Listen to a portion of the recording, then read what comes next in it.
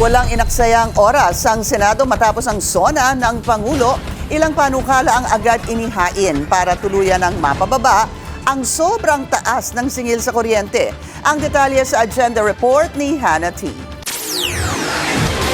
Umaksyon agad ang Senado pagdating sa panawagan ni PBBM na pababain ang singil sa kuryente.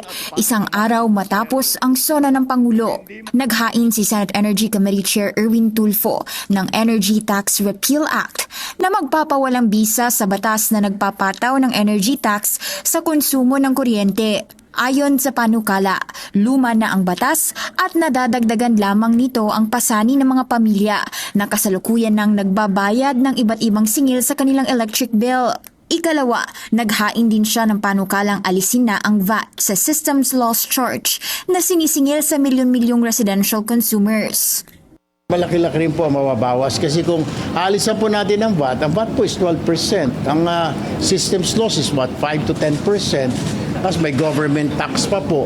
Pag inalis po natin itong lahat, ay malaki yung kabawasan, di po ba? Kaya siguro, alam ko sa ibang bansa, meron din pong chinacharge sa systems loss. Pero bakit natin gagayahin yun sa ibang bansa?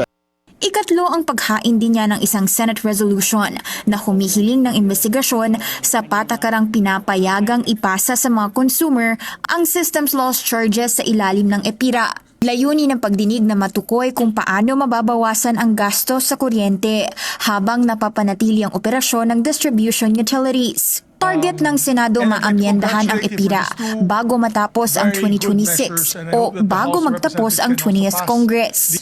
Sa Huwebes, magpapatawag din ng pagdinig si Tulfo para mapag-usapan sa energy sector ang EPIRA. Suportado rin ni Senator Kiko Pangilinan ang EPIRA amendment. Mas dapat daw gastusan ng publiko ang pagkain, edukasyon at kalusugan sa halip na pagpagurang bayaran ang VAT at systems loss charges sa kuryente. Katunayan, naghain din si Pangilinan ng isang Senate measure para sa VAT exemption on systems loss. Kailangan daw sumentro ang power sector sa kapakanan ng mga consumer at makapaghatid ng abot kaya at maasahang kuryente saan man sa bansa.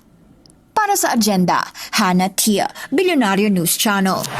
Mag-follow sa aming mga social media accounts at mag-subscribe sa aming YouTube channel para sa pinakahuli at eksklusibong mga balita.